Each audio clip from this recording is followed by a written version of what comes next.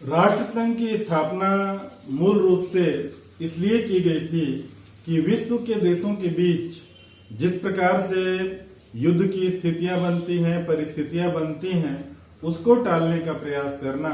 और ऐसा कौन सा मामला है जिसका हल बातचीत से नहीं हो सकता, यानी युद्ध की बजाय बातचीत के द्वारा विश्व के देश अपनी समस्याओं को सुलझाने का प्रयास करें।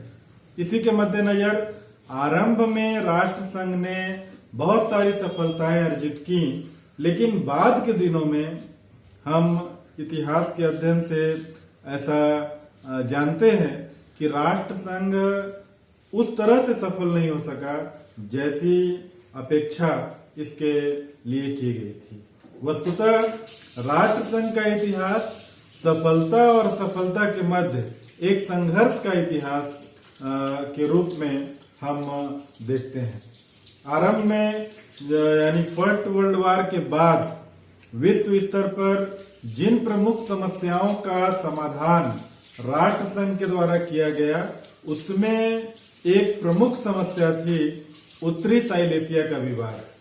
1921 में यहाँ पर जनमत संग्रह कराया गया था और इसी मध्य पोलैंड और जर्मनी के बीच मतभेद उभर कर सामने आए, लेकिन जब राष्ट्र संघ ने हस्तक्षेप किया तब इस उत्तरी साइलेशिया के विवाद का समाधान आसानी से हो गया।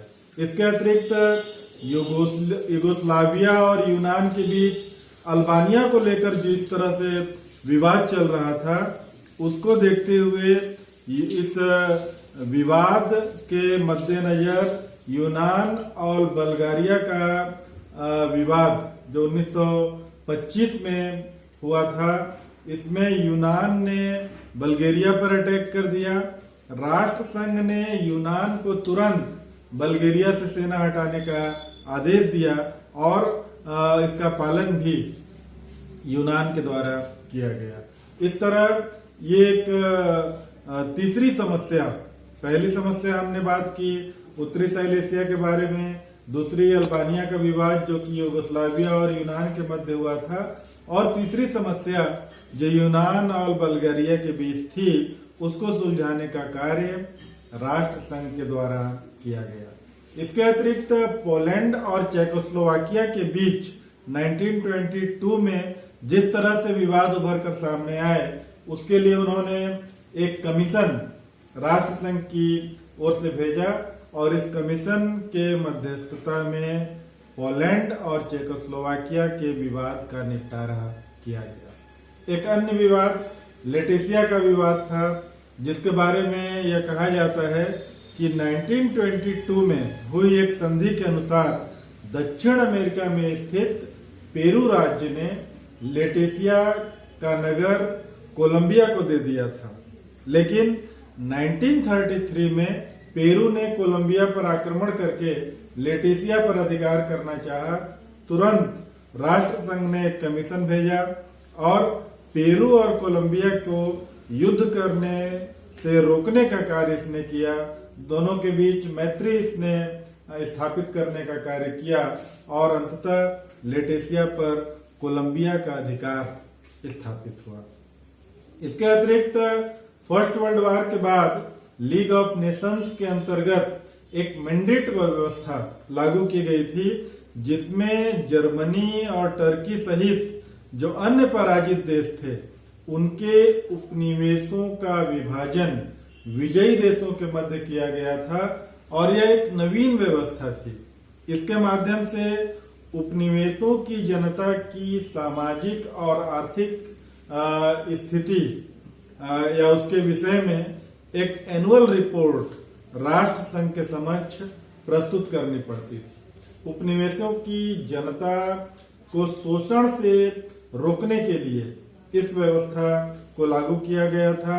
यह एक अच्छी उपलब्धि हम राष्ट्र संघ की मान सकते हैं, क्योंकि वस्तुतः उपनिवेशों की जनता का शोषण हो रहा था, लेकिन इस एनुअल रिपोर्ट के माध्यम से सही बात सामने आ सकती थी। इसके अलावा सार का क्षेत्र, जो कि बेहद इंपॉर्टेंट क्षेत्र जर्मनी और फ्रांस के मध्य माना जाता था, उसमें वारसाई की संधि के माध्यम से यह कहा गया था कि राष्ट्र संघ को सार का क्षेत्र 15 साल के लिए दे दिया गया, लेकिन इसके कोयला खान पर फ्रांस के अधिकार को माना गया। 15 साल बाद यानी 1935 में जब सार के क्षेत्र में जनमत सर्वेक्षण कराया गया तो उसने जर्मनी का पक्ष लिया। इस तरह सार के क्षेत्र का विलय जर्मनी में किया गया। यह भी एक राष्ट्र संघ की सफलता थी।